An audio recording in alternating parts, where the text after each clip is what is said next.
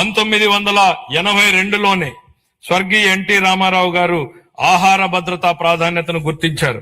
అదే స్ఫూర్తితో మా ప్రభుత్వం 204 అన్నా క్యాంటీన్లను నిర్వహిస్తోంది.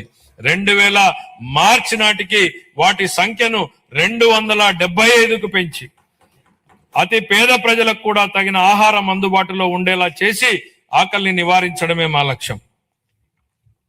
విశాఖపట్నం మరియు విజయవాడ వంటి ప్రధాన నగరాల్లో ఆధునిక మెట్రో రైలు వ్యవస్థలో ప్రయాణించే కళ త్వరలో సాకారం కానుంది.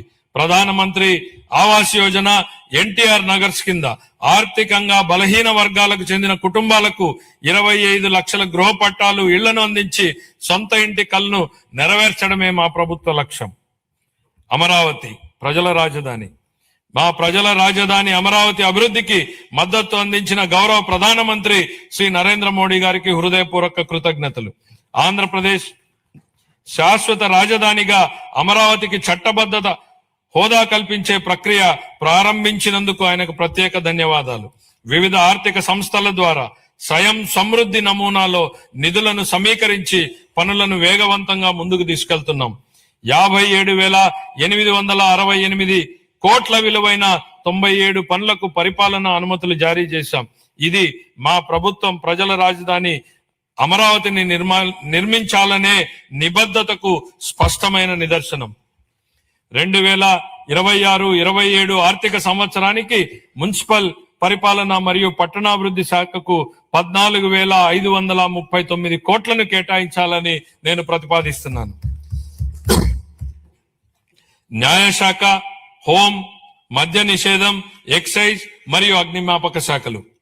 మంచివారు భయపడనప్పుడు చెడు శక్తులు బలహీనమవుతాయన్నటువంటి రొనాల్డ్ రీగన్ సూక్తిని గుర్తు చేస్తూ తీవ్ర వాతావరణ పరిస్థితుల్లోనూ, పండగల సమయంలోనూ, అత్యవసరాలు, విపత్తులు, ప్రజా కార్యక్రమాలలోనూ సమయంలోనూ వ్యక్తిగత అవసరాలను పక్కన పెట్టి రాత్రింబగళ్లు కర్తవ్యాన్ని నిర్వహించేదే మన పోలీసు దళమే. కాకి యూనిఫామ్ గౌరవం మరియు హుందాతనాన్ని భుజాన మోస్తూ ఏదైనా ఆపదొస్తే మొట్టమొదటిగా స్పందించేది వారే. వారి సేవాభావం, త్యాగస్ఫూర్తిని మా ప్రభుత్వం అత్యంత గౌరవంగా భావిస్తుంది. గత పాలనలో దెబ్బతిన్న పోలీసు వ్యవస్థ గౌరవాన్ని పునరుద్ధరించేందుకు మా ప్రభుత్వం కట్టుబడి ఉంది.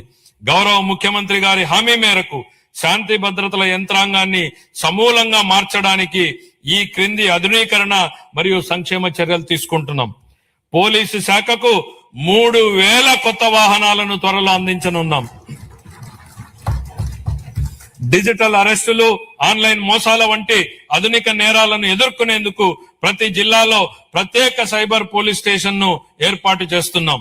స్మార్ట్ పోలీసింగ్ ల్యాబ్ల స్థాపన, కృత్రిమ మేధస్సు ఆధారిత ప్రాజెక్టులు, ఆధునిక కమ్యూనికేషన్ భద్రతా పరికరాలు, సీసీటీవీ మరియు డ్రోన్ వినియోగంలో సాంకేతికంగా దృఢమైన పోలీసు వ్యవస్థని నిర్మిస్తున్నాం. కొత్త ఏపీ పోలీస్ అకాడమీ స్థాపన కోసం 94 ఎకరాలు కేటాయించాం.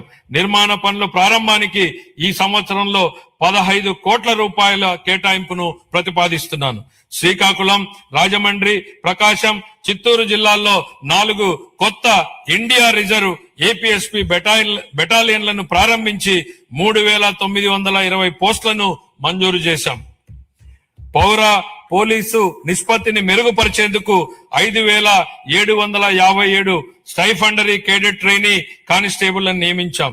శిక్షణ సమయంలో వారికి ఆర్థిక మద్దతుగా నెలవారీ భత్యాన్ని 4,500 నుండి 12,000 వరకు 3 రెట్లు పెంచినట్లు గౌరవ ముఖ్యమంత్రి గారు ప్రకటించారు. అమలు చేయడం జరుగుతోంది. పోలీసు సిబ్బందికి బకాయి ఉన్న టీఏడీఏలు, సెలవు సంబంధిత బకాయిలు, వైద్య రీయింబర్స్మెంట్లు తదితర చెల్లింపుల కోసం దాదాపు 500 కోట్లను విడుదల చేశాం.